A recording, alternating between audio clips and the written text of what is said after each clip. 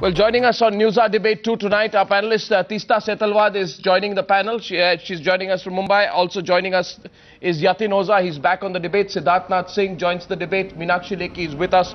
With me in the studio is former Additional Solicitor General Vikas Singh. Thank you very much, ladies and gentlemen, for joining me on this continuing debate on the News Hour tonight on Narendra Modi. Now, I want to start with you, Teesta Setalvad. You've heard a bit of the debate so far.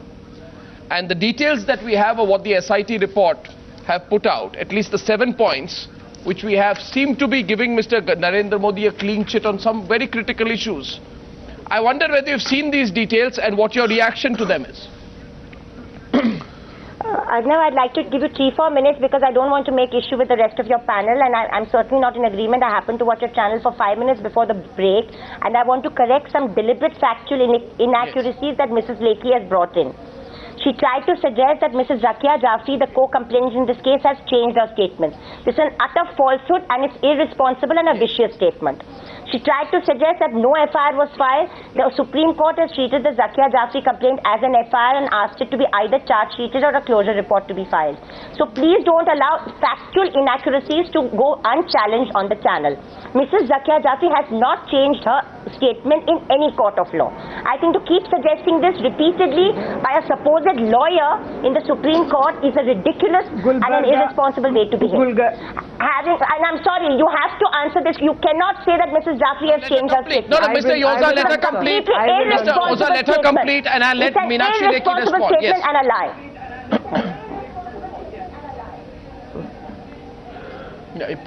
Okay. Meenakshi Lekhi, please respond to what you've just heard from Teesta Setalvad, then we'll continue. Yes.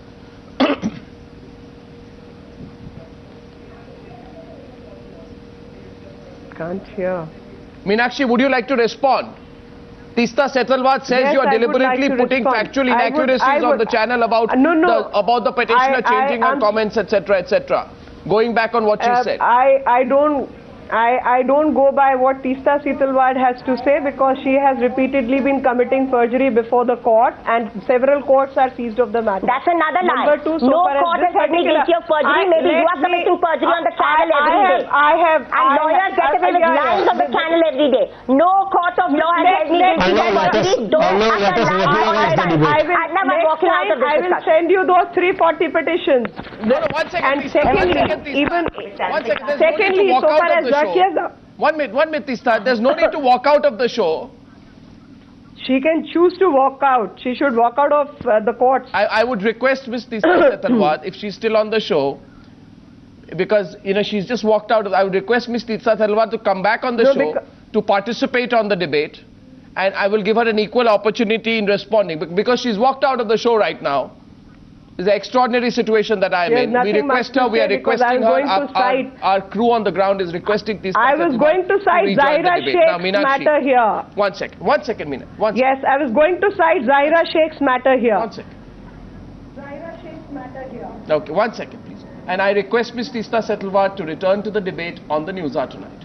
We will give her a full opportunity to give her point of view. Siddharth Nath Singh, in your view, is it totally premature to try and position this as a clean sheet for Narendra Modi? Yes. Arnab, I happened to be with Mr. Jaitley when in Varanasi when there was a press conference which was held, and Mr. Jaitley did respond, and he said that we are not seized of the matter. We don't have the papers what has been given by SIT to the court, but if we go on the basis of the media report which is coming, and on the basis of what two other investigations which were held, and if we combine all, they all come to the same conclusion, and that establishes that there is nothing against Mr. Modi, particularly the conspiracy theory which has been going around for last 10 years. And on that basis, let us close the chapter and we move forward. And I think it was very rightly said by him that let's move forward, because really Gujarat needs to move forward from this 2002 riots and then, the slanging match which has been going on against the Gujarat and the Modi government. Why isn't it incongruous that on the day the Gujarat High Court, on the one side slams the state government for its inaction on the riots, you choose not to look at that? Yeah. You look at details of an SIT report that are out and say, let's move forward. What's the hurry? Why don't you No. show the same I think patience, the the same question- interest that you show in the Chidambaram case? You don't say then move forward. No. If your question is through, the question was raised to Mr. Jaitley. It was not part of Mr. Jaitley's press conference, but it was against a question asked to Mr. Jaitley, and in that he did I'm say asking you. both I'm the asking you, matters Siddharth. are in the court. I'm repeating that also, which is an answer that on that particular issue, which is related to High Court, and they talked about the religious side. There also, if the court wants and the government of Gujarat wishes to do something on the court order, it's their decision. However, knowing what our constitution says, it does say that the state should not be getting involved on the religious worship places because it's a taxpayer's money and that should not be spent. So that's the normal which was said even by Mahatma Gandhi. So if the court wishes and the government of Gujarat wishes and they want to go ahead, then well, it's their decision. So not to respond or to reject it, it's not in the domain of the BJP party per se. How much significance, Vikas Singh, can be given to the SIT findings? Because the petitioners allege that the amicus curiae, Raju Ramachandran's reports and findings are different. They have not been fully included in the report. They come to different conclusions about Mr. Narendra Modi and his government's role. Well, Arnab, as far as the SIT finding is concerned, it's definitely not the last word. We all know in the legal system, SIT is just one step. And I would say it's an important step because it's a SIT constituted by the Supreme Court.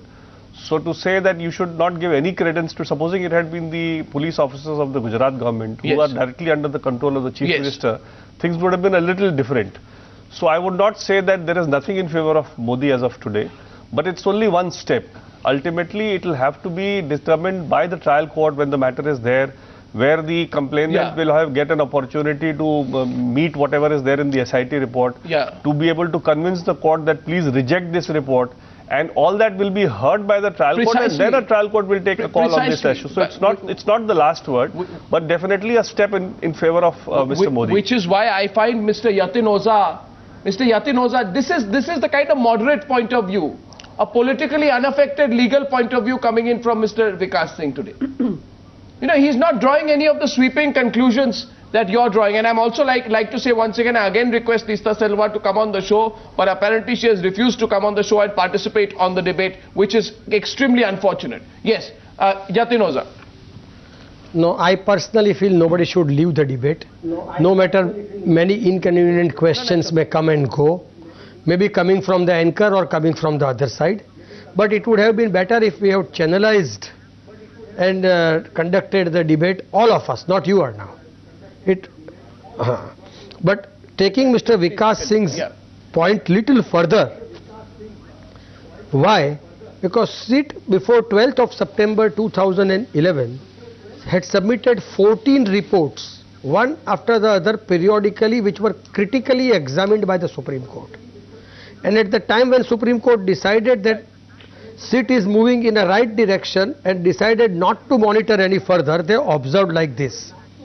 Several important aspects need to be noted in these cases. Firstly, due to the efforts of SIT, persons who were not earlier arraigned as an accused have now been arraigned as accused. From the details indicated above, it appears that in most of the cases a large number of persons have been additionally made accused. Besides this, a large number of witnesses were also examined in each case. Now what follows is important. This goes to show the apparent thoroughness with which SIT has worked. Therefore, SIT shall continue to function until completion of the trial in all cases. And if any further inquiry investigation is to be done, then usual procedure under Criminal Procedure Code. This is the parting judgment of 12th of September. The credibility of the SIT.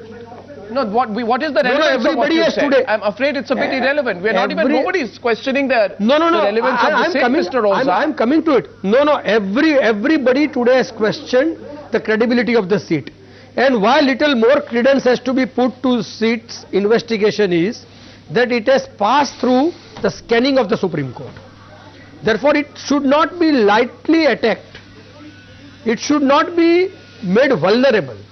It is not a usual investigation that a police officer carries out and then submits his final report. No, Mr. Oza, nobody is raising that question. Mr. Oza, nobody is even raising the question. The fact is, they were amicus curiae, who has completely different observations from that of the SIT from what we know. He has pointed out loopholes in the SIT's findings. That will also have a bearing on the case. You don't want to answer that question, and hence you are going in an unrelated direction. No, I want to answer. Arnav, I want to answer. Now, nobody knows what amicus curiae has said. Amicus curiae is a very respected senior advocate of the Supreme Court, who submitted his report in the sealed cover before the Supreme Court, which nobody has an accepting the SIT, and now today the criminal court. Now, despite looking at that report, Supreme Court felt that we leave it to the special investigation team. If any action, if we take it for a moment that it did point out, then Supreme Court would not have left it there. The court, which has been constantly monitoring the investigation for past 3.5 years.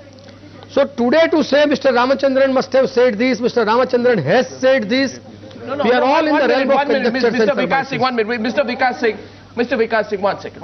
Yes, Mr. Vikas Singh. That appears to be a little bit of a politically loaded argument. I'm not finding a clear legal argument from you tonight, Mr. Yatin Oza. Mr. Vikas Singh, yes, would you like... In our criminal justice system, Arnav, the prosecution has its own role of doing an investigation. And in this case, the Supreme Court has entrusted the ultimate responsibility to place the prosecution's view to the SIT.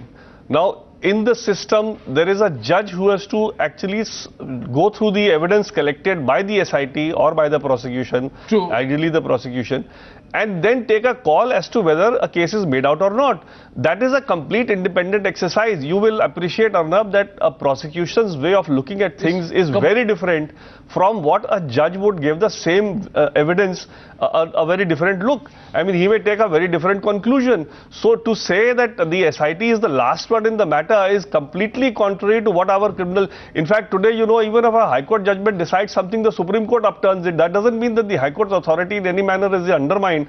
So it's a question of a point of view. Prosecution can take a point of view which is not binding on the judge. It's just another input for the judge to take. And the judge, while taking that input, will also involve the complainant and the people who want to... and will place it before the petitioner as well. And the all Teesta Setalvad may be heard. The other people who are aggrieved by that SIT report will be heard. The judge will examine all points of view, which may be completely contrasting points of view, and then take a final call in the matter. So to say let's not jump the gun.